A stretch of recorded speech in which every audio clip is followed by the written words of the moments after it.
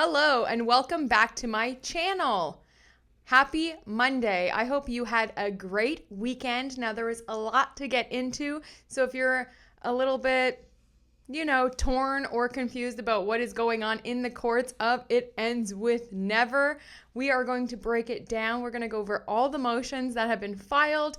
They're all pretty short, but they explain a lot of stuff, and there is a real battle going on right now.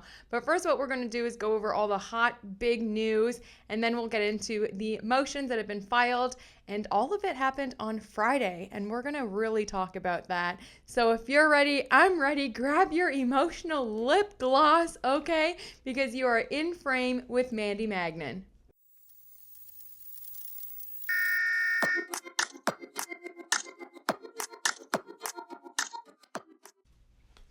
Happy Mother's Day yesterday to all of the mommy sleuths watching and all of the moms across the world. Justin Baldoni took to Instagram yesterday to say Happy Mother's Day to everyone and show an appreciation of mothers, not only his wife Emily Baldoni, but also his mom. And he wrote under the caption, "My mom gave us faith. My wife is the definition of it. Our children are growing up in the fortress of that love." What an amazing post to see by Justin Baldoni, and the comments don't disappoint. And I just want to say, for someone who is going through this whole battle, to not have limited comments or turn his comments off speak volumes, I think. And it was just so beautiful to see yesterday. I really hope that they're all doing okay. And yeah, thank you, Justin, honestly, because let's just look at the other side of the table for one moment. This was the post that Ryan Reynolds chose to put up on his Instagram. "You have a good mom. I have the best mom." Okay. And then also followed by, of course, something about the Wrexham. So nothing really about his wife or his mother other than that one little post. I mean, it is Mother's Day, so if you're out here supporting your wife, that would have been nice to do, but, it is what it is. But speaking of Mr. Ryan Reynolds, first, we had Blake Lively going on the late night talk show where, she had things to say, and all of those comments have been turned off. And now we have Ryan Reynolds, who will be being on Conan O'Brien. Conan O'Brien Needs a Friend. It's a full episode with Ryan Reynolds, and that is to air tonight at 9 p.m. Seth Meyers had come on his show to make a little joke about the whole thing about turning off his comments and having Blake Lively on his show. He made a joke and blamed it on one of his staff members making a mistake to turn off the comments. Well, the comments are off, and the comments on Conan O'Brien's are still on. So let's just, for funsies, go over a few of them. One comment says, "Your heart was always on the right side of things. Years ago, you were wronged, and we all went Team Coco. Even I, in Serbia. Don't side with bullies, not for friendship, nor for profit and clicks." Another comment says, "A couple ideas that you could have asked him. Ask Ryan Reynolds why he actually thought it was a good idea to start the whole thing." And it goes on in those things of questions that you should be asking this man, which is, why did he think it was appropriate to not only sabotage, but take over an entire film project that he wasn't even on? Also taking the scripts and doing rewrites. I mean, I want all of the answers of the post-production and the takeover of the film more than anything else. Honestly, I want them to be held accountable for that, because to me, it's clear as day what happened here. A few more comments that I thought were pretty good. It says, "Conan, you are such a great comedian and a man who speaks up for the little guy. Ryan has been squashing the little guy for years and is actively trying to ruin an innocent man's life. Hashtag Van Zan." Then there's another comment saying, "This guy literally admitted to burning down the wing of a school and is now helping his wife destroy an innocent guy. Sociopath alert. I loved Ryan Reynolds' movies. What a bummer." And these comments just kind of echoing what the entire comment section so far is. It says, "This is effed up. I never thought I will see my fave comedian selling himself like that to a bully. This is so disappointing. Does anyone in this business have morals?" Then another comment saying, "I hope the comments don't get magically shut down like they did for the Seth Meyers Blake interview. I am a huge Conan fan. I really wish Ryan Reynolds was not being given any kind of platform. He is plastering his face everywhere and it is getting old. And I totally agree. We have seen more of Ryan Reynolds and Blake Lively in the past month than I think we ever have in the past like 20 years combined. I really thought that after their whole PDA world PR tour that was absolutely horrendous, that they would get the hint and kind of go away and, lie low for a little bit. But it seems like Ryan more than ever now wants to flex his superpowers and his mega status and put his hands all over everything. It seems this man wants to attach himself to everything right now to show how powerful he is. And it's honestly getting old. And it's just, I don't know if anyone wants it, if anyone likes it. And I think it's just like, read the room, right? Read the room, okay? And now the huge elephant in the room, Taylor Swift was finally subpoenaed. And if you're ready for gaslighting, it's going to begin in 3, 2, 1. Okay, because come on. So now after Friday, we'll go over that statement on Friday. But now the headlines are like, Taylor Swift believes Blake Lively exploded her. Heartbroken singer finally lays bare former bestie's betrayal and the move that's left her completely floored. Is anyone buying this? I really, really, really need to know. Is anyone buying this? Because let's remember that Blake Lively and Taylor Swift are besties. Taylor Swift is the godmother to their children. So you're saying even just as your best friend, Blake wasn't texting you, telling you how she's being harassed on set? Because let me tell you, my bestie is my first phone call. Okay, so you had no idea any of this was happening? Which is even worse for Blake. Because if you had any idea this was happening, Taylor Swift, now is the time to come out and stand with your bestie. But to now come and just be like, whoa, I was being used. I mean, I don't know if anyone is buying this attempt to, remove Taylor from the entire situation. I'm not really sure, but I think it's a little bit funny. And it's very important to note, remember how I said last week in a video that what they're trying to do is dangle a little carrot over here so that we all look over here so that no one is looking at what is actually happening? Well, there is actual battle. The battle has begun in the courts. And I mean, I'm talking about fraud, crime, gaslighting, lies, just the sneakiest little disses and moves. And I'll give you one hint who that's coming from. And it's not Justin Baldoni's team.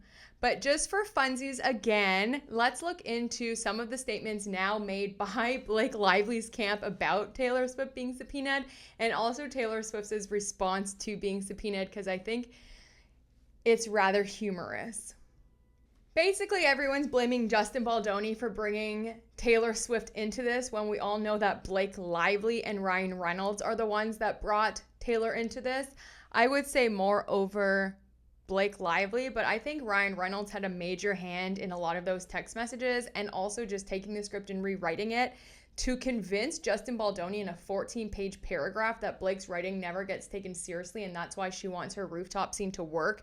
Have Taylor Swift show up at the meeting with Ryan Reynolds being there and then call them her dragons and that they fight for her and all of this stuff to then, I don't know, it's just so bizarre. So I think Blake Lively is the one to blame for bringing Taylor Swift into this. I don't think Justin at all should take any blame. Of course he's going to subpoena all of the dragons who had anything to do and getting their little hand as well as their profit pocket filled by his movie. So let's just go over the response Taylor Swift's team made. I think this was a huge mistake, but again, Taylor Swift has the best PR team. She knows how to get out of trouble. She knows how to defend herself and what to say and not say. But to me, I think this was really bad because there is actual evidence and proof of her involvement in the film already from Blake Lively's own mouth, as well as admitting that Taylor Swift was at the meeting. Taylor Swift first came out when everyone found out that she was one of the dragons and that she ambushed Justin in a meeting. Her first statement was that, I didn't know it was a meeting. Blake just invited me over and I just showed up. That's what she went with at first. Now this is the second statement made on this after being officially subpoenaed. Taylor Swift never set foot on the set of the movie. She was not involved in any casting or creative decisions. She did not score the film. She never saw an edit or made any notes on the film. She did not even see It Ends With Us until weeks after its public release, and was traveling around the globe during 2023 and 2024, headlining the biggest tour in history, a spokesperson for Swift said. They continued, the connection Taylor had to this film was permitting the use of one song, My Tears Ricochet, given that her involvement was licensing a song for the film, which 19 other artists also did. This document subpoena is designed to use Taylor Swift's name to draw public interest by creating tabloid clickbait instead of focusing on the facts of the case. What? Now, yes, was she touring at the time? Yes, but it's also been proven that during that tour, she showed up at a business meeting for It Ends With Us. Not only that, you have Blake Lively emailing Sony saying that Taylor may not use her song anymore if they don't choose to remove Justin Baldoni off the poster and give her all of her demands for the edit. You have Blake Lively doing a little press tour and in one of those interviews saying that Taylor was there every single step of the day. She lived this with Blake. You also have Isabella Ferrer on the red carpet of the premiere of It Ends With Us saying that Taylor Swift had a huge impact in the casting of her film. So, which is it? Do you know what I mean? I just don't buy it. I think this is bad for Blake and Taylor, both, because you're not defending your friend. First of all, if you knew anything or had any involvement in it, you should be defending your friend. And Taylor Swift, with one post saying that she supports Blake Lively, she is aware of the harassment, she was with her every step of the way, and Blake confided in her about the ongoing treatment on set, would end this entire thing, and still has yet to do that, but instead is taking the step that she had no idea, even though Blake Lively missed set to go to Taylor Swift's concerts during this as well. So I think it's just a little, to me personally, very gaslighting and a lot of freaking lies, and Justin and Wayfair and Brian Freeman are going to get to the bottom of it, because this statement, I don't know, I was just rolling my eyes so hard, a bombastic eye roll, if you will, because the proof is already there, sweetheart. Do you know what I'm saying? Like, we've already been seeing it. So I don't know. What do you guys think about that, honestly? But don't worry, because Blake Lively's team has also responded to Taylor Swift being subpoenaed, and it sounds exactly like what you might expect coming from that team.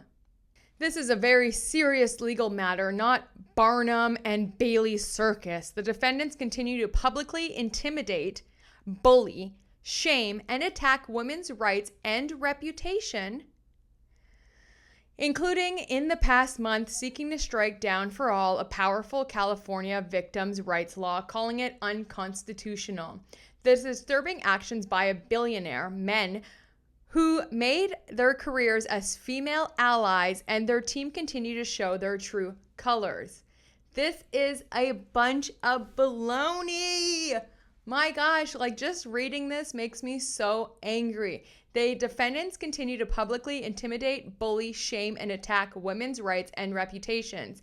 That alone is wild, as well as continually to call Steve Soritz and Justin Baldoni billionaires. And let's get into it. Why this doesn't work is because, number one, Ryan Reynolds and Taylor Swift, Taylor Swift for sure is a billionaire. Ryan Reynolds is almost there. So for them to continually attack the other team because they're billionaires, that Steve Soritz is a billionaire who actively is his mission to give back and create change, it's not an attack when it's coming. You're also a billionaire, Ryan Reynolds. You're also a billionaire, Taylor Swift. So what kind of insult is that really? I mean, it's kind of calling the kettle black, or however you say, like glass houses, you know? Throw stones all you want, but like to continually use billionaire is insane. And then in the past month to attack, and let's just pull up exactly what they said, because wow.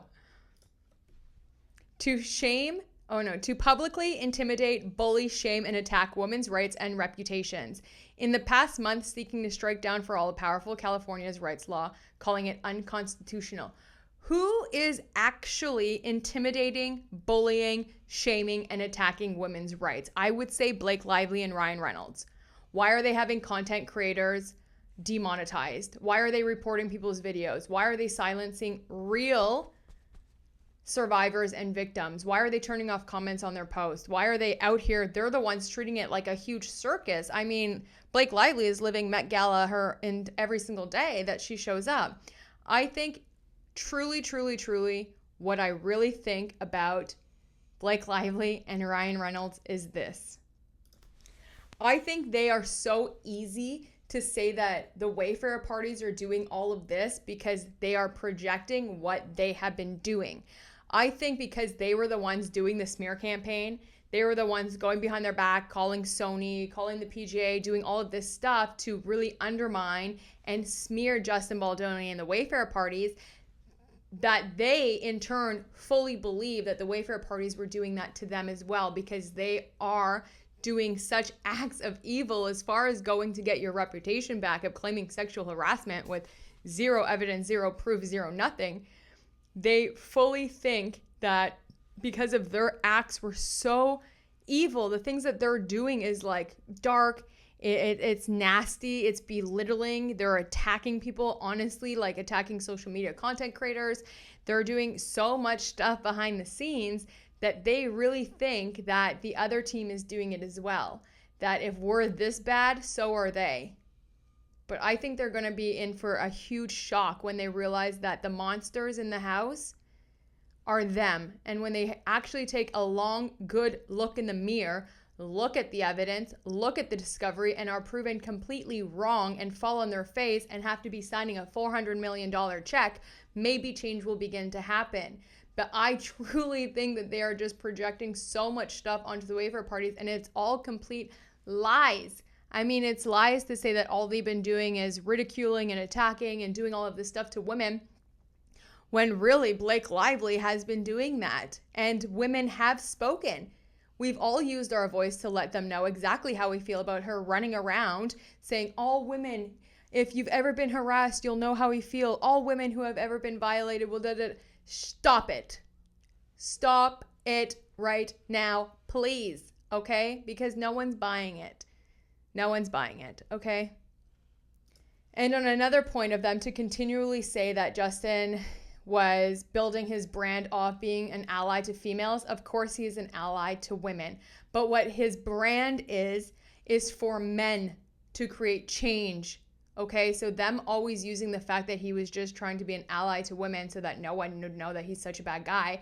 His entire brand is for men to change and find in themselves some forgiveness and look in the mirror and really create the change that is necessary in order for men to be able to love and be loved. That is his platform. It is designed for men. So for them to continually, throw around that he's just a feminist and is only for women, again, is turning his entire mission on its head, and his entire brand is getting so spun out of control.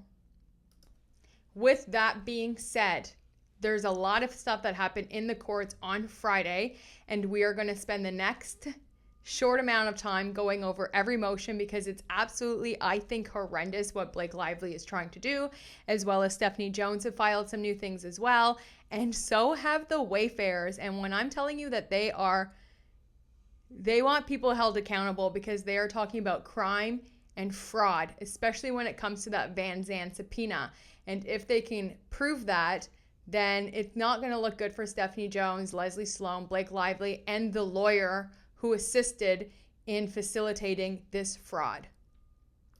As you can see here on Friday, a lot of things were submitted into the court. So while they were dangling Taylor Swift over our head, all of these motions were being filed. And I just want to say I am disgusted with Blake Lively again for bringing people's medical records into this. She already did it with Jed Wallace, and now she's doing it with Justin Baldoni, as well as trying to play dumb about the damages that the Wayfarer parties have incurred. OMG, but we're going to get into all of it one by one. It will be a quick breakdown, and then we'll all be caught up of everything that's happening in the battle. But let me just say how absolutely, what a hypocrite to have gone to the court and fought for attorney eyes only on medical records, as well as security and a few other things that Blake Lively and Ryan Reynolds fought so hard for, to then just publicly bring up people's medical records like she did with Jed Wallace, like she's doing with Justin Baldoni. What a hypocrite. This is a new form of low, and it's utterly, these are the people that we're dealing with. And if you can't see that they are absolutely monsters, then I don't know what else to tell you, because nothing from the Wayfair party so far has been demeaning, has been going and showing medical flyers or attorney eyes only or anything like that. They're really doing it themselves and then projecting it that the Wayfair parties are the monsters, when in reality, when you look through everything, it's completely the opposite way. The first one we have filed on May 9th comes from Stephanie motherfucking Jones. So Stephanie Jones filed this letter to the court. It is hilarious. I guess there's been some more subpoenas served, not only to Taylor Swift, but also to, do you remember when Jennifer Abel was brought into the room on her last day when she was ambushed by Stephanie Jones and had to turn over her phone, her laptop, etc., etc.? That was done through a security team called Edgeworks. Well, apparently there was a subpoena served to Edgeworks for documents from Stephanie Jones. So Stephanie Jones had filed this to the court. We'll just go over some of the most relevant things so that we all know what is going on here. Dear Judge Lehman, pursuant to Federal Rules of Civil Procedure 26 and 45, Local Civil Rule 7.1, and Paragraph 1C of this court's individual practices in civil cases, we write on behalf of our clients Jones Works LLC and Stephanie Jones, collectively Jones Works, to respectfully request that the court enter a protective order prohibiting the Wayfair parties from enforcing a subpoena served on Edgeworth Security Services that improperly seeks to obtain Jones Works' documents outside the party discovery process and calls for documents and communications that are protected by Jones Works attorney-client privilege and the work product doctrine. By the attorney-client privilege and work product doctrine. The subpoena attached as Exhibit A to this letter seeks to compel Edgeworths to produce, among other things, all documents and communications concerning your relationship with Jones. All documents and communications concerning your relationship with Jones Works, all communications between you and Jones, and all communications between you and Jones Works. Counsel for Jones Works met and conferred with counsel for the Wayfair parties on March 20th, 2025, but were unable to resolve the matter at issue. Subsequent to the conferral, Edgeworth provided responsive documents in its possession to Jones Works solely for the purpose of Jones Works reviewing and assessing for privilege. Jones Works did so, and on March 31st, 2025, having determined the privileged and protected nature of the document, served a privilege log on the Wayfair parties. Counsel for Jones Works met and conferred with counsel for the Wayfair parties again on May 2nd, 2025, and the Wayfair parties stated that they had narrowed the request to only documents relevant to the present litigation, but stated their intent to pursue the subpoena despite the privileged nature of the documents sought. Counsel for Jones Works also met and conferred with counsel for Edgeworth on multiple occasions. Edgeworth stated that it takes no position on this matter and will respond to the subpoena in accordance with the court's resolution of this motion. Jones Works now seeks an order from this court prohibiting the Wayfair parties from enforcing the subpoena to the extent it seeks documents and communications with or regarding Jones Works. First, on their face, the subpoena's request seeks documents that the Wayfair parties in this case and the related case against Jones Works are required to seek from Jones Works as part of party discovery, not from Jones Works' third-party service provider. Second, a court must squash or modify a subpoena that requires disclosure of privileged or other protected matter if no exception or waiver applies. The attorney-client privilege protects confidential communications between attorney and client made for the purpose of seeking or conveying legal advice. The work product doctrine is intended to preserve a zone of privacy in which a lawyer can prepare and develop legal theories and strategy with an eye towards litigation, free from unnecessary intrusion by his adversaries. Here, the documents the subpoena seeks relate solely to work Edgework has performed in connection with JonesWorks' obtaining legal advice and preparing for potential litigation. JonesWorks retained Edgework in mid-2024 after an anonymous person or persons created false and defamatory websites and social media accounts about JonesWorks. In anticipation of foreseeable potential litigation regarding those websites and in coordination with JonesWorks' legal counsel, it sought Edgeworth's investigation and analytical service in connection with these websites and social media accounts. In the ensuing months, Edgeworth performed additional services for JonesWorks in anticipation of litigation, including the matters that ultimately led to the complaint in the related case of Jones and Abel. Based on this relationship, all responsive documents in the possession, custody, or control of Edgeworth that relate to JonesWorks or communications with JonesWorks are protected from disclosure.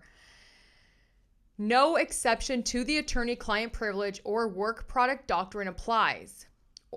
Rule 26B3A only permits the discovery of work product if the party seeking it shows that it has substantial need for the materials to prepare its case and cannot, without undue hardship, attain their substantial equivalent by other means. The Wayfarer parties have not and cannot make any such showing. Substantial need does not include mere surmise or suspicion and relevancy alone. It is not enough to establish substantial need. Here, the Wayfarer parties have not proffered no factual basis for any substantial need, but they also cannot begin to demonstrate that they cannot obtain any equivalent information by other means, including through party discovery, where discovery has just begun.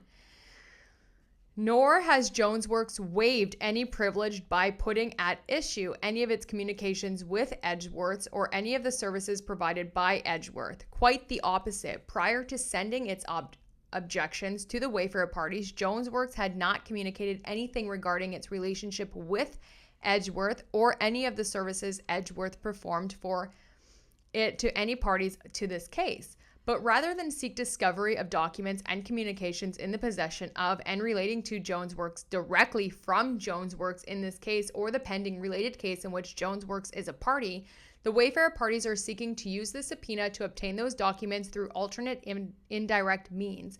The court should reject this effort to obtain privileged documents through a back door that they well know they could have never obtained through party discovery. Because the subpoena calls for documents protected by JonesWorks privileges, the court should squash the subpoena and issue an order prohibiting its enforcement to the extent it seeks documents regarding or communications with JonesWorks. I don't know about you, but it seems like these people have a lot to hide. Especially Stephanie Jones. We already went over the motions that she filed last week, one against Jennifer Abel and then one against the Wayfarer parties, two separate ones saying, I'm not taking any responsibility. Justin did what he did.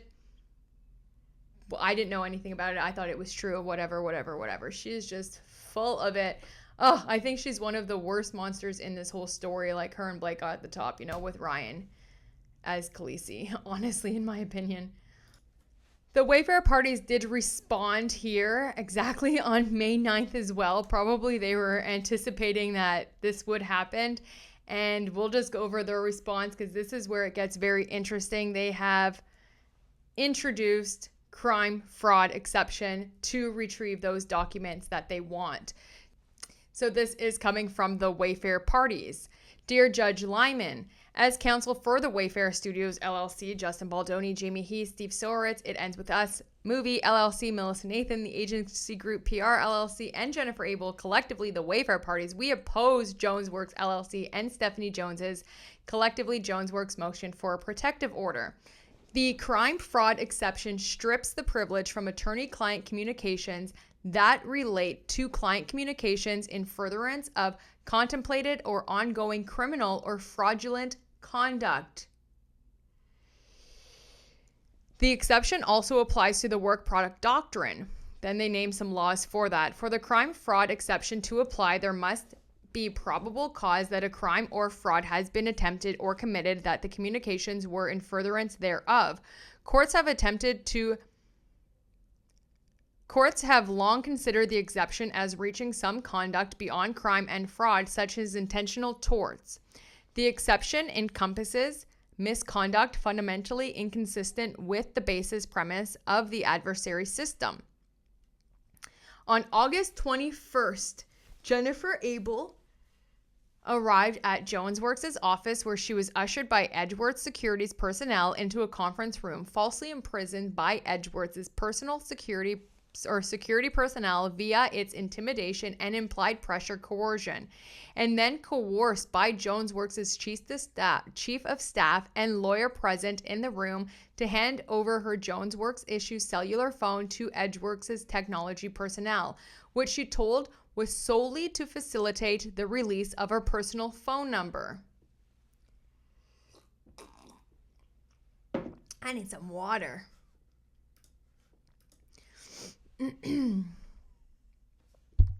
Okay, it's still working. Seems like the microphone's still working today. In truth, and without Miss Abels' knowledge or consent, Edgeworth's technology personnel forensically assessed everything from her personal iCloud and email accounts available on the phone, her text messages, emails, personnel photos, etc., and delivered the materials to its client, JonesWorks, which then had unrestricted access thereto. JonesWorks acknowledges that it possesses Miss Abels' private communications, includes such communications in its pleading, and admits that they were forensically extracted from the phone number by JonesWorks' IT specialist, Edgeworth. As detailed in Miss Abels' responsive pleading, JonesWorks' misconduct, including through an agent Edgeworth, constitutes 1. A violation of the Computer Fraud and Abuse Act, because JonesWorks intentionally accessed Miss Abels' iCloud-based accounts hosted on remote servers by non-parties, such as Apple and Google, and obtained her private data without her consent. 2. A violation of the Stored Communications Act, because JonesWorks accessed, intercepted, collected, financially benefited from, and or disclosed Miss Abels' emails and text messages. 3. A violation of the Federal Wiretap Act, because JonesWorks intentionally intercepted, used, and or disclosed electronic communications within, to, and from Miss Abels' mobile device, email accounts, and iCloud, and because JonesWorks diverted those communications to Blake Lively as specified below. 4. A violation of California Penal Code for similar reasons, an invasion of Miss Abels' privacy, and 6. Conversion. The same day, August 21st, 2024, that JonesWorks improperly obtained Miss Abels' private communications and data. And in the days that followed, JonesWorks disclosed the information to Blake Lively and or her agents. At the time, Lively was reeling from a storm of self-induced negative publicity surrounding It Ends With Us, the film, and she saw an opportunity to use the ill-gotten communications to spin a false tale of a smear campaign to the New York Times. By cherry-picking and splicing communication, which when viewed in full context demonstrates an effort to prevent Lively's vicious behavior and malignant persona from overshadowing the film. However, because JonesWorks had illegally obtained Miss Abels' communications and then improperly disclosed them to Lively, Lively needed a veneer of legitimacy to explain her possession of the stolen materials prior to giving them to the Times. On September 27, 2024, Lively and her counsel herein, Manat, Phelps & Phillips, LLP, initiated a proceeding in New York State Court, Van Zandt Inc. versus Doe's 1 through 10, the SHAM action. A true copy of the complaint from the SHAM action is attached as Exhibit A. The SHAM action was a transparent ploy to manufacture a procedural vehicle by which Lively could subpoena JonesWorks for Miss Abels' communications without notifying any of the Wayfarer parties, including Miss Abel, all of whom lacked notice thereof and were deprived of any opportunity to object. The plaintiff Van Zandt Inc. is an inactive corporation. Oh, they are getting into it. They are getting into it, and I love it. Wow. The sham action was a transparent ploy to manufacture a procedural vehicle by which Lively could subpoena Jonesworks for Miss Abel's communications without notifying any of the Wayfair parties, including Miss Abel, all of whom lacked notice, therefore were deprived of any opportunity to object. The plaintiff, Van Zandt Inc., is an inactive corporation affiliated with Lively and her husband, Ryan Reynolds, and unrelated to the film. The Van Zandt complaint is devoid of specific allegations against anyone, much less Miss Abel, relies exclusively on recitations of boilerplate legal jargon, and implausibly alleges that Van Zandt is unable to identify its own contractual counterparties. After the sham action was filed, Van Zandt, Lively, issued a subpoena signed by Manette to Jonesworks pursuant to CPLR 3120, the sham subpoena, which permits the service of a subpoena merely upon commencement of an action, unlike the federal rules of civil procedure. Van Zandt, Lively, did not name any of the Wayfair parties as defendants in the sham action because doing so would have required a service of a copy of the sham subpoena upon them and enabled them to move to squash it. As planned by Lively and Jonesworks, Jonesworks did not object to the sham subpoena, as any reasonable recipient thereof would have done, given the lack of any specificity or coherence in the complaint and the contractual obligations that would be violating, but instead blithely surrendered the entire contents of Miss Abel's stored communications a second time to Lively without Miss Abel's knowledge and to fabricate a protection of legal process. Tellingly, on December 19th, 2024, the sham action was discontinued. The next day, Lively filed a complaint with the California Civil Rights Department and included Miss Abel's communications therein. On December 21st, 2024, The Times published an article containing Lively's allegations and Miss Abel's private communications. Despite repeated demands, Lively's counsel has failed to provide the Wayfair parties with the sham subpoena.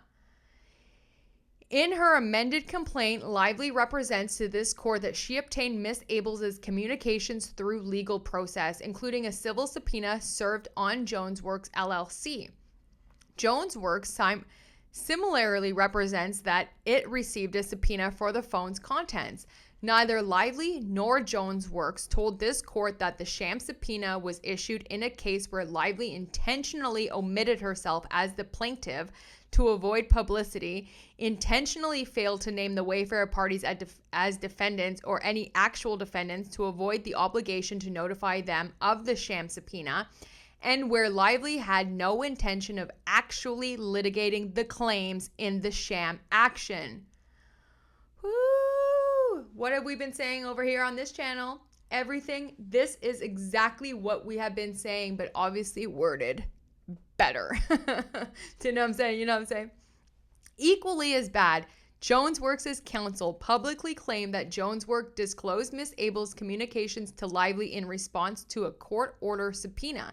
It is unclear how the sham subpoena could be court-ordered, given that no judge was assigned to the sham action, which would have required the filing of a request for judicial intervention. OMG, guys. The subpoena to Edgeworth seeks documents concerning Jonesworks' receipt, use, and disclosure to Lively. The subpoena of Edgeworth seeks documents concerning Jonesworks' receipt, use, and disclosure to Lively of Miss Abel's communications, the fact of which are undisputed. The misconduct by Jonesworks constitutes tortious conduct and a violation of multiple federal and state statutes. Yeah, girl, you broke the law. That's crazy. The sham action and the sham subpoena, which were unquestionably designed to provide a false cover for Jones Works. Disclosure of Miss Abels' communications to Lively without notice to Miss Abel or any of the Wayfarer parties constitutes serious litigation malfeasance.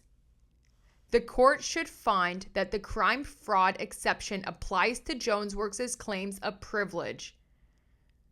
Yes, it should. Wow. As the Wayfarer parties prepare to seek further relief with respect to the SHAM action and SHAM subpoena, we respectfully request that the court deny Jones Works' motion and compel Edgeworth to comply with the subpoena, or in the alternative, conduct an in-camera inspection of the disputed documents. There you have it. The Wayfarer parties have now introduced the SHAM subpoena as well as the fake lawsuit that they filed in order to get the subpoena. I mean, what they're saying is very serious allegations against not only Stephanie Jones, but I'm sure now they're going to bring litigation and file motions against Blake Lively herself as well as the attorneys that did it, because this is plain as day that this was actually now crime, fraud, and illegal. And I really just want to go back quickly to Stephanie Jones's motions that she filed on Friday as well, but not in the Wayfarer case, not in the Blake Lively case, but in the Jennifer Abel, because there was a couple of paragraphs that really struck me and I've been thinking about them all weekend. And this was one of them.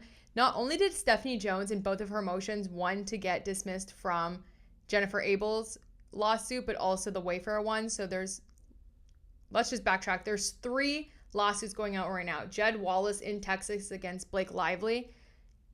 Blake Lively versus all of the Wayfarer parties. Wayfarer parties against New York Times. Wayfarer parties against Blake Lively's team, which includes Ryan Reynolds, Leslie Stone, etc., as well as Jennifer Abel versus Stephanie Jones, and Wayfarer versus Stephanie Jones, and Stephanie Jones versus Wayfarer. Okay, there's a lot going on. But she filed the motions in the Jennifer Abel case and the Wayfarer case too, and there was just a few things that stuck out to me. And I've been thinking about them all weekend. This was one paragraph that stuck out to me that she had written. Not only that, but in both of the claims put together that she filed on Friday, she made sure to say lawful subpoena. If I counted, it would probably be dozens of times. I'm not sure the exact amount right now as I'm making this video, but we went over those motions. And like, how many times did she say lawful subpoena? Okay, if you have to continually tell people that you're good, doesn't mean that you're good, right? So I don't know about that, because we just read what the Freeman and the Wayfarer parties had to say about that being a lawful subpoena, Miss Jones, okay? But this is a paragraph that really stuck out to me from her motions. And it says, Wayfarer does not deny that Baldoni was facing public scrutiny due to his mistreatment of women. Nor does it deny Baldoni, Wayfarer, Nathan, and Abels' smear campaign against Lively in the wake of such mistreatment. It does not deny that the information was ultimately reported in the press related to that scrutiny, mistreatment, and smear campaign. Angry not at Baldoni's gross mistreatment of Lively, but instead that it came to light. Wayfarer seeks to punish Jones and Jones Works under the agreement's commercial confidentiality clause, claiming that Wayfarer's misdeeds and retaliation should have never been disclosed. This effort to chill disclosure, shift blame, and distance itself from its own conduct and its co-founders' blatant harassment is repugnant and should be dismissed out of hand. That's just one of the paragraphs. Let's see the other one that really stuck with me. It's just a little bit further down in the actual claim, but this is something that really stuck to me because I honestly think that they are looking to blame anybody but themselves. And in this paragraph, to me, it states that she thinks that they acquired the rights to Colleen Hoover's book, It Ends With Us, and cast Blake Lively, all to have this master plan to have Blake Lively there to humiliate and sexually harass her and then cover it up with all of these people. Like, that's, I don't know. I've just been thinking about the wording of this all weekend and how, to me, repugnant and distasteful it is. But it just says, first, Wayfarer sought public attention to influence public opinion, including by acquiring the rights to Hoover's best-selling novel Ends With Us, partnering with Sony, negotiating charitable giving provisions, casting its co-founder and well-known actor Baldoni opposite Lively, and engaging PR firms to broadcast its views to the public. Second, Wayfair voluntarily thrusts itself into the public controversy by proactively engaging PR and crisis management firms. Wayfair also worked alongside Nathan and able to devise media strategies to counteract reputational threats, deliberately jumping into the media fray. So I just think that is very weird, like just the wording of it. Third, Wayfair has played and continues to play a prominent, non-trivial role in the controversy by financing, producing, and marketing the film. Yeah, duh. Here it is. It's actually a little bit above where they always call them like thought leaders. I guess Stephanie Jones's new thing is to call them Wayfair thought leaders, but it's just so weird. So yeah, it is in that same paragraph where it just says first, they sought public attention to influence public opinion. So they did that intentionally by, getting the rights to the film, then by, asking that their profits go to No More, the organization. Oh, they did all of that so that everyone would think that they're really good guys when they started sexually harassing Blake Lively, pretty much, because then it says, an engaging PR firm to broadcast its views to the public, positioning Wayfair executives as thought leaders. I mean, it's just showing that Stephanie Jones is taking the stance in this paragraph that Wayfair from the beginning had this huge master plan. And it's absolutely, to me, like, this is just bonkers. And I've kind of been thinking about this the whole time because let's just get into it really quick and you guys can tell me if I'm absolutely nuts. Which I am. But anyway, that's besides the point. By her own admission, Stephanie Jones in this lawsuit by saying that, right, in her motion, that, first they got the rights and then they partnered with Sony. And then after that, they made sure that 1% of the proceeds go to No More before casting Justin Baldoni to play Blake Lively, also that when this happened, everyone would think that they're thought leaders and whatever. And I just think it's so bizarre because it's the same victim mindset that I feel like Blake Lively has. And I think everything shifted in the writer's strike when it was announced at the end of September that Scarlett Johansson was having her directorial debut with Eleanor the Great, which I'm so excited to announce that it is going to be playing at Cannes and is actually a runner-up already for the awards season next year. So bravo to that. But I think that was a huge stepping point where Blake Lively herself was probably like, oh, how can Justin Baldoni be working with Scarlett Johansson when he's supposed to be working with me on the set? And at this time, Blake Lively already had her script for Another Simple Favor, a movie that is going straight to Prime. She knew that already.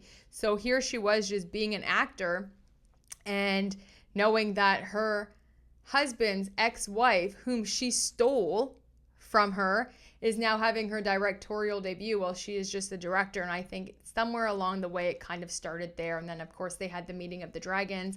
But for Stephanie Jones to take a position like, first this is what they did. They got the rights to the movies and then they partnered with No More and then they got Sony and then they cast Justin, also that when they brought Lively on, no one would be the wiser and it would all be okay because it's them. And it's like, how crazy, like it's just so nuts to me that they can even take this stance. I think it's one of the nuttiest things I've read, and I was thinking about that all weekend, and it made me think too, like, I'm sure somewhere Blake really got in her feelings when she found out that Justin Baldoni and Wayfair were producing Scarlett Johansson's directorial debut.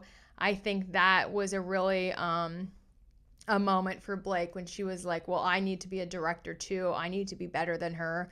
I need, it's just all coming from very bitter jealousy, insecurities to have to be better. And she really wanted It Ends With Us to be her huge Barbie moment.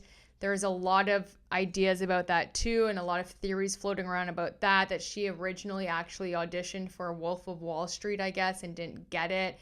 And then, of course, we know that actress went on to do Barbie after. And then now Blake, there's just a lot of theories out there. But I do think this all stems from a very, very insecure, unhappy, unsatisfied woman, probably sexually and in life. And seeing all of her friends all of around her having these huge, major, massive careers while she's just known for her costumes at the Met Gala. And her fashion and baking probably wasn't enough. And that's why she clawed at any means necessary through threats, through, threatening to remove Taylor Swift's music, to taking Justin off the poster, to all of this stuff. She clawed her way to have something of her own so that she can stand with the big dogs, you know? But unfortunately, it's completely backfired because her and her husband's entire PR tour was absolutely delusional and disgusting. And this is where it gets shady on Blake Lively's team. Here we go. So also noted on May 9th, something submitted was from Manat, which is Blake Lively's attorneys, and they are trying to get the court to get all of the Wayfair employees to answer to their subpoena. I guess they have subpoenaed all of the employees, and they are totally fine just, you know, putting their names in here. They would like the court to force them to answer the subpoenas, but I guess the Brian Freeman has taken over, or his, you know, the Wayfair Party's lawyers have taken over. So this is just a really quick letter that Blake Lively submitted to the court. This also happened on May 9th. So dear Judge Lyman, pursuant to rules L1C and 4C of the court's individual rules and practices, Blake Lively respectfully submits this letter motion to compel Wayfair Studios LLC and Terra, and then it names all of the people, to make a full production of relevant non-privileged material in response to subpoenas served on the Wayfair third parties, all of whom are represented by counsel for Wayfair itself. After extensive conferral, counsel for the Wayfair parties and the Wayfair third parties finally confirmed that Wayfair has taken responsibility for collecting, searching for, and producing responsive materials that is located on the Wayfair's repositories, while the Wayfair third parties would remain responsible for collecting and producing any other responsive materials in their possessions, custody, or control, including of the personal devices. But even though the deadlines for compliance passed weeks ago, neither Wayfair nor the Wayfair third parties represented by the Wayfair's counsel have produced a single document. The court should intervene now and put an end to the Wayfair's improper attempt to prolong third-party discovery. The Wayfair's third parties are each current or former Wayfair executives and employees who are likely to possess documents and communications relevant to the claims and defenses in this action.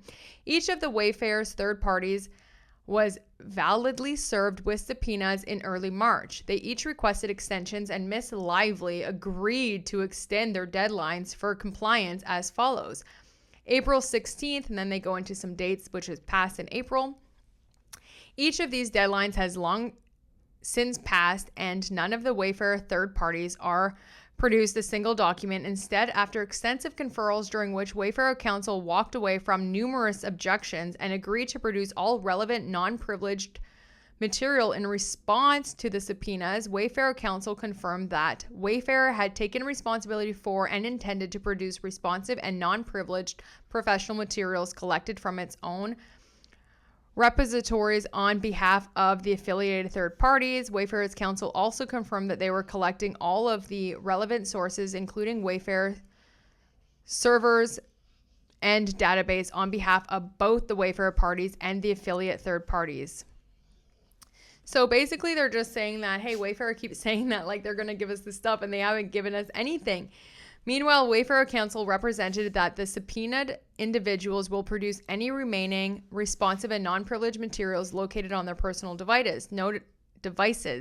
Notably and troubling, the Wayfair parties and the Wayfair third parties have steadily refused to identify the repositories from which they are collecting, including refusing to confirm whether particular personnel and professional devices even exist. Wayfair and the Wayfair third parties gambit improperly seeks to extend the third party's deadline for compliance. The subpoena compliance deadlines have passed, plain and simple. The Wayfair third parties cannot evade the deadlines by outsourcing their obligations to Wayfair, even if they've had agreed to be represented by the Wayfair's counsel. Meanwhile, Wayfair's decision to insert itself and its counsel into the process of responding to the subpoena issues to the Wayfair third parties is not an excuse to delay or otherwise evade compliance. Instead, because Wayfair has volunteered to take responsibility for the Wayfair third parties' compliance obligations, Wayfair must actually comply, including by complying with the applicable deadlines, all of which have now passed. The court should order Wayfair and the Wayfair third parties to produce all relevant non-privileged materials in its possession, custody, or control that is responsive to the subpoena. Well, I really don't think that Brian Friedman is stupid. I think he knows exactly what he's doing. And if they are withholding, then that is on purpose. But we'll see here what the court does, if it tells them to do it or not. Then we have a summons in a civil action, which was also filed on May 9th. This is from Blake Lively. This is a lawsuit has been filed against you. She is now officially filing a lawsuit against Jed Wallace. So within 21 days after service of this summons on you, not counting the day you received it, or 60 days in the United States or agency of an officer, blah, blah, blah, blah, blah. So this is kind of what the summons looks like. And this was, I think this is a summons of a civil action. And from what I am aware, this is to Jed Wallace. This is very interesting that she has filed a summons in a civil action. This is for which business? I believe this is for his street relations, as well as him, Jed Wallace. They do show the address and stuff, but I'm not going to put it through. I had to put this into ChatGPT to get the exact thing, like what is this, who is this for, what is going on. But this is it. They are serving him, so that should get interesting, because right now Jed is suing Blake in Texas. So I guess now she's filing with the United States District Court, Southern District of New York, and she's filed a summons against him. So we'll see what happens here.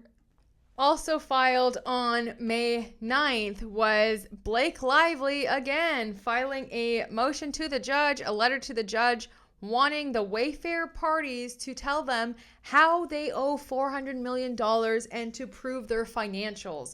Now, I have went over some of the most relevant things, but I think this is absolutely insane, because everyone knows how they've suffered. Justin Baldoni has lost roles. His reputation is going to be scathed and hurt for the rest of his life, regardless of the outcome of this case. This is absolutely insane that they would want this. I mean, it's especially since she's asked for attorney eyes only on all of her financials. So it's just so nuts, but we'll go over it super quickly. On behalf of Blake Lively, we write pursuant to Rules 1C and 4C, Your Honor's individual practices, to respectfully request an order compelling defendants, Wayfair Studios, and all of the defendants, all of them, to produce documents in response to 8 requests for productions of the financials, RFPs, seeking materials relevant to their collective and specific demand for at least $400 million in damages against Ms. Lively prior to filing this motion. Counsel for Ms. Lively met and conferred with counsel for the Wayfair parties, but the Wayfair parties have refused to produce the documents requested in the financial RFPs, committing only to produce non-privileged documents concerning their damages, rather than comply with the RFPs actually served. To make matters worse, the Wayfair parties refuse to divulge even the most basic information relating to their collection efforts, which apparently are still underway, and have left Ms. Lively completely in the dark with respect to what documents and information may be in their possession. But the Wayfair parties are not permitted to hide the ball like this, and they do not get to choose what documents are and are not relevant to their own $400 million damage claim. The Wayfair parties have claimed that by making public allegations of sexual harassment and retaliation, Ms. Lively destroyed their personal and professional reputations and livelihood, claiming harm to their businesses, to their reputations, and even to their blockbuster film It Ends With Us. The Wayfair parties have described their damages in dire and astronomical high terms, alleging that Ms. Lively public disclosures have cost them their film, their reputations, their future prospects, even their talent agency. Baldoni, Heath, Nathan, Abel, and Sarowitz sustained harm, including to their business and professions, as well as their reputations. Emphasis added. These allegations are collective as to all of the Wayfair parties, including Jennifer Abel and Melissa Nathan, the PR specialist, even though the film is not theirs. All of the Wayfair parties claim to have suffered similar financial harm and collectively seek in excess of $400 million. The Wayfair parties must produce their financial information. The Wayfair parties have placed their respective financial conditions squarely at issues. This, of course, necessitates productions of documents showing the Wayfair parties' financial condition, including the specific documents requested in the financial RFPs, to demonstrate their alleged harm in time of 9 figures. Yet each of them are so far refused to produce specific financial records that would be relevant to whether the alleged harm actually occurred. But having invoked the jurisdiction of this court, the Wayfarer parties must now produce evidence relevant to this claim.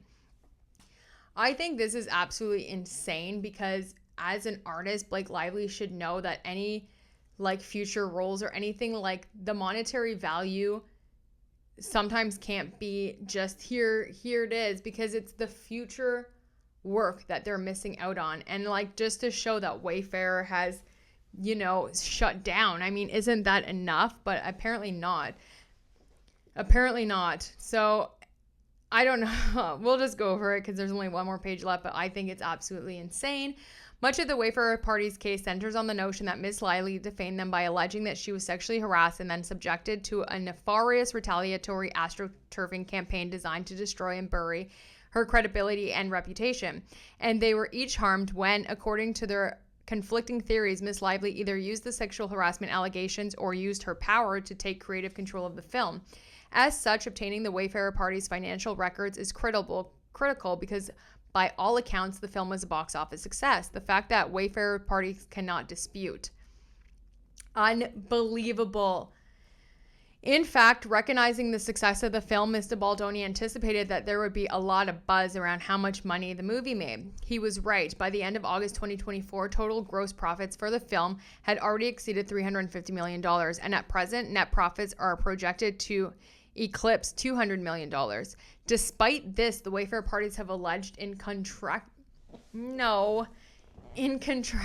contradicting terms some unclear financial loss, including lost profits related to the film, but refused to produce any requested documents bearing on that loss. Instead, in response to each request, the Wayfarer parties asserted kitchen sink objectives as to burden attorney-client privilege, but not tax privilege, confidentiality, and even relevance. They could not and did not articulate how these requests were overbroad because they are not, or offer any method for narrowing the scope of the request that would satisfy them. Instead, the Wayfarer parties indicated that they would produce non-privileged documents concerning their damages, which their counsel admittedly could not and did not identify. This is entirely improper. The Wayfarer parties, including those with no apparent financial stake whatsoever in the film, Abel and Nathan, cannot claim lost profits and unidentified financial loss and then refuse to produce the very documents that would demonstrate or more likely disprove such loss. To the contrary, the Wayfarer parties have put their respective financial conditions front and center and have made their financial records relevant to this matter, including by claiming, among other things, lost profit damages. Simply put, the law does not permit that the Wayfarer parties seek to do here, claim financial harm, but then refuse to turn over specifically requested financial records in favor of some unstated alternative set of documents they were subjectively deemed sufficient to demonstrate damages. On the contrary, Ms. Lively is entitled to receive all relevant financial information to disprove the Wayfarer party's damages and expose their lawsuit and its frivolity. Shut up. Jennifer Abel and Melissa Nathan started their own business. They were small business owners, women. Okay, if you really want to protect all women, Blake, they were going out on their own to start their own small business and live their dream.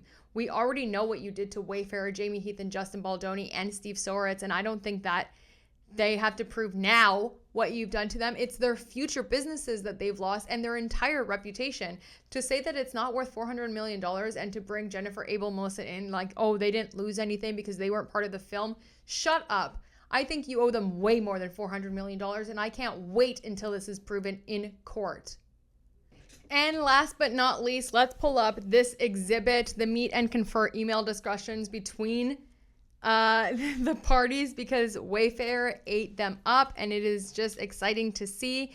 They put this exhibit here, and it says, it's just exchanges between the parties. So this says, Kevin, in your email below, you state the Wayfarer parties will produce non-privileged documents concerning their damages. We never agreed to this was an acceptable manner of proceeding, and this is not clear from your email whether the Wayfarer parties intended to produce documents responsive to the financial request identified in my April 28th email, specifically request numbers 58 and 59 as to Baldoni, Heath, and Sarah. It's request number 46 and 47 to Abel and Nathan. Request numbers 73 and 74 as to Wayfair, and it ends with us. And request numbers 49 and 50 as to Tag.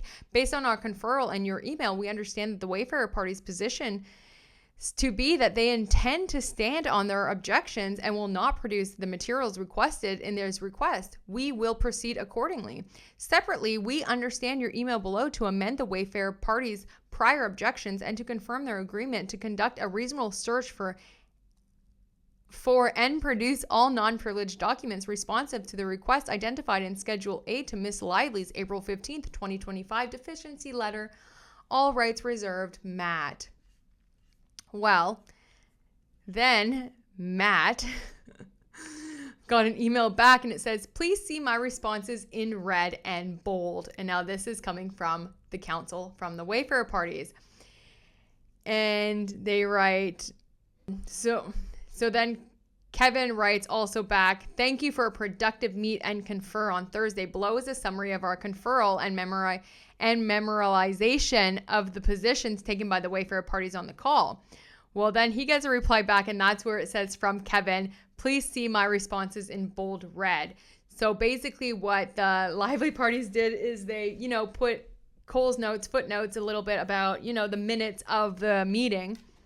And it's very interesting what they have to say because he replies just in red. And I think that this kind of response is just, oh my gosh, I just love it because he doesn't have to say much, you know what I mean? Basically, it just says, first it says the Wayfair parties agreed to comply with local rule. Then he said the Wayfair parties agreed that they will not withhold non-privileged documents and information based upon general boilerplate objections, and Ms. Lively and Mr. Reynolds agreed to do the same. Their response was, the Wayfair parties will conduct a reasonable search for and produce relevant non-privileged documents. I need water. And maybe some lip gloss. Then they go on to the Lively party state, we had requested clarification of the Wayfair party's position regarding more than 30 requests detailed in Schedule A to Ms. Lively's April 15th letter, attached here too, pursuant to which the Wayfair parties indicated only that they are willing to meet and confer. Accordingly, we ask that the Wayfair parties amend their responses and objections to reflect their position as to these requests.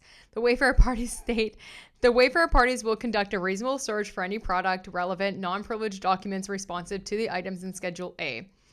Then the Lively parties write, the Wayfair parties withdrew their objections as to request number 61 propounded upon Mr. Baldoni and have agreed to search for and produce all non-privileged documents and information responsive to this request. Accordingly, we ask that Mr. Baldoni amend his responses and objections to reflect his position as to this request. So then the Wayfair parties respond, the Wayfair parties will conduct a reasonable search for and produce relevant non-privileged documents responsive to this request.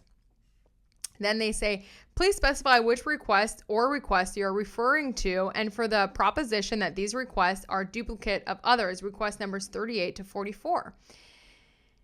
Then they say a bunch of other stuff, but then they say here, based on the scope of the request and will not search for or produce documents or information responsive to this request, we request your legal basis for withholding documents in response to requests that bear directly on the Wayfair party's alleged damages, including but not limited to alleged. You stated that the basis for the Wayfair party's damages amount was scope, but failed to otherwise explain how the scope of these requests justify your outright refusal to produce any responsive documents. Your response that you don't know what the documents support the Wayfair party's alleged hundreds of millions of dollars in damages is insufficient to overcome your obligation to produce documents in response to these requests. The financial information sought in these requests is unquestionably relevant to the Wayfair party's damages, extortion, and tortious interference claims against both Miss Lively and Mr. Reynolds. Accordingly, Miss Lively and Mr. Reynolds are entitled to understand the financial harm they are alleged to have caused. Then they ask, please advise that the Wayfair parties are willing to reconsider their position and will produce the requested information. So then the Wayfair parties say, your recitation of the conversation is incorrect and incomplete. When asked to explain the relevancy of the categories of documents sought by these requests, you replied damages. You failed to explain because you cannot explain how documents concerning net worth or liquidation of assets are relevant to the damages incurred by the Wayfarer parties. Furthermore, I advised you that the Wayfarer parties will produce non-privileged documents concerning their damages. I further advised you that if upon receiving such documents you believe that additional documents should be produced, you should notify us of that position. You agreed that was an acceptable manner of proceeding. Then they go on to say, the Wayfarer parties object to request number 60 propounded upon Mr. Baldoni and will not search for or produce documents or information responsive to this request. Request number 60 seeks information regarding Mr. Baldoni's assertive neurodivergent conditions, which he admits he has communicated about in connection with Miss Lively's allegations and has relied on to explain his alleged sexual harassment, retaliation, other inappropriate behavior on the set of It Ends With Us. This information is demonstrably relevant to Miss Lively's claims, including but not limited to her claims of sexual harassment and retaliation in violation of Title blah blah blah, California's Fair Employment and Housing Act and the California Labor Code, and the Wayfarers Party argument otherwise without support does not relieve them of their obligation to produce responsive non-privileged documents. It is also relevant to Mr. Baldoni's alleged conduct in influencing the public narrative regarding his conduct on the set of the film. What? If they're really trying to get his medical records for something that has nothing to do with anything. Anyway, the response, chef's kiss. The Wayfarer party's response. Your resuscitation. I'm having a hard time, guys. It's been a long video, you know what I'm saying? Of the conversation is incorrect and incomplete. When asked to explain the relevancy of the health-related documents sought by request number 60, you replied, it's in the discovery. I then asked you to what discovery you were referring, and at what point you realized that 1, no discovery has been exchanged between the parties in this action, and 2, you should have not referred to the discovery that your firm obtained through the New York State court action, in which, from our viewpoint, you purposely omitted Lively as the plaintiff and listed her company Van Zandt as the plaintiff, and purposely omitted one or more of the Wayfarer parties as defendants so that no one could know that Lively had in essence commenced a lawsuit, and B, the Wayfarer parties would not receive notice that Van Zandt Lively had served a subpoena. In an effort to retreat from your reference to such discovery, your colleague Michaela then referred to Lively's allegations on page 60 of her amended complaint. However, paragraph 188 of page 60, which you cite above, purports to quote from a text message that appears to have been obtained from your firm in response to the Van Zandt subpoena. In other words, both you and Michaela were referring to the same discovery that you obtained without notice to the Wayfarer parties. If your firm wants to explain to the court how your firm obtained information concerning Baldoni's purported medical conditions and attempt to explain how it is relevant to the Lively's claims, we welcome the opportunity to respond thereto. They are not playing.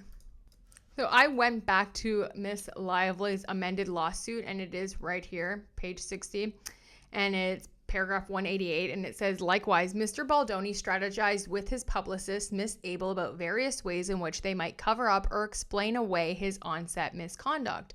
On June 24th, 2024, for example, Mr. Baldoni proposed an offensive move showing his neurodivergence and some of his attributes that come with it, to explain that anything that he had been accused of was social awkwardness and impulsive speech. And I'm just going to zoom in here I'll try to zoom in here on the text so y'all can see it. Here we go. And it says, hey guys, one thing I think I want to do is the Dr. Amen show. Matt, I know you have your feelings about it, but the practice saved my friend Miranda's life a few months ago.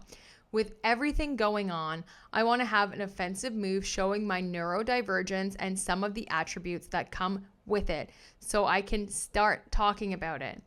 Most anything that I have been accused of is social awkwardness and impulsive speech, and I think me sitting down with him and just looking at my brain and talking about some of these things will be helpful for me.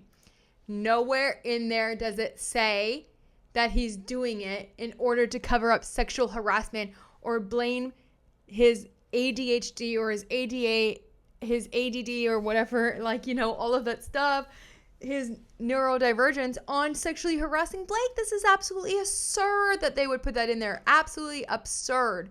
And this is medical information that they illegally obtained through a sham subpoena and a fake lawsuit. I cannot believe it. Well, actually I can. I really can believe any shady thing. They are twisting things. We don't even see what the text messages were before or after this, what they were talking about, what they were on about. Like, to just cherry pick that one text message and say that, oh yeah, he's admitting he sexually harassed Blake Lively because he wants to go on a show to talk about his neurodivergence. Are you crazy? This is absolutely insane, especially for a party like the Blake Lively parties and Ryan Reynolds party, all of them, who fought to have medical records, security, financial details, all of their witnesses, everyone who they talked to, everybody, be attorney eyes only. And then this. I mean, ew. But that is everything. We are all caught up so far with everything that's been happening, and I'm sure there's way, way, way, way more, you know what I'm saying? But that's everything in the courts, at least. Nothing else has been filed since Friday. I'm sure now the judge, you know, now they're just have to go over everything, but I think something is brewing probably this week or next week, and yeah, I think it's going to get a lot more interesting before it gets a lot less interesting. You know what I'm saying? But I hope you had the most amazing time. Let me know what you think of all of these motions. I just think, oh my gosh, I don't know. But I'm happy to see that Justin Baldoni, you know, posting on his Instagram. And I just can't. I can't with these people. It just seems that every turn, the gaslighting and the lies and the manipulation never ends from their camp. So we are just going to pick a card. Seems like a good one. Let's see what we have. We're going to end with a little bit of inspiration and something good for our souls because, you know, we deserve it. So this is from Listen Bitch, the card deck. And today's card is You're Tougher Than Your Toughest Day. And that is 100% the truth. Tough days come, you know, and I used to always say to myself before, if I was having a bad day or something really awful happened, you know, I would just always remind myself that I'm just having a bad day, not a bad life. This is just a bad moment, not a bad life, you know, and you are tougher than your toughest days. Life is going to life, and it's not meant for all of us to get out of here unscathed and untouched and quote unquote have a perfect time.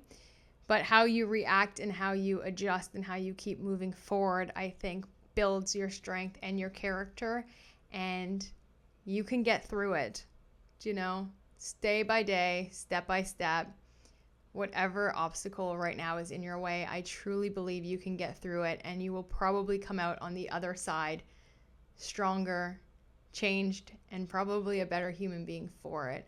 So just give yourself some grace, rest when you can, fuel yourself with so much love, and just know that you are tougher than your toughest days, you know? Okay. Anyway, the sun is shining. I'm about to go for a really amazing long walk. I'm super psyched. And yeah, I hope you're having a great day too. So happy Monday. We're all caught up now. Drop your comments. Let me know what you think. And I'll talk to you soon. Love you. Bye.